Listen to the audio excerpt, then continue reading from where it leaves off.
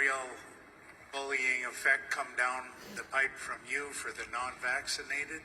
And as we head into an election year, I want to know, do you want to apologize for telling us that no more Mr. Nice Guy and we're going to have to travel to centers to independent testing and so on?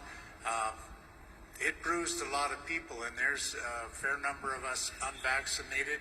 We're going to head into another pandemic, and we want to know how you're going to handle it if we vote you in again. Thank you very much. I would, I got my mic on here.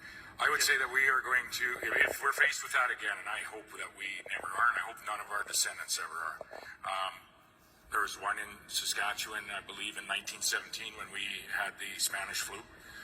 There was a number of decisions that were made at that point in time that were equally as challenging and difficult as the decisions, I would say, that the people seated in front of you in our caucus were tasked with making as we found our way through the most recent pandemic. And we made every effort to find a balance. We were faced, just for context, what we were faced with at that point in time was about 79 ICU beds in the province and 135 people in them just with COVID. Never mind those that maybe have had a heart attack or those other 50 or 60 people that absolutely needed an ICU bed as well.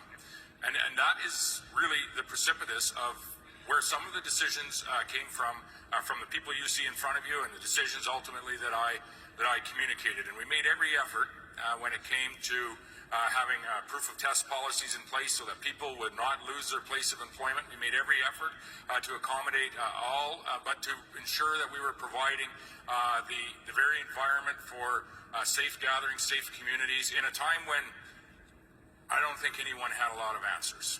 And so what I truly hope coming out of the last pandemic is that we don't have to face those types of questions and that type of a situation again. And that's why you're seeing decisions being made up here that involve an over 10% increase to our healthcare system.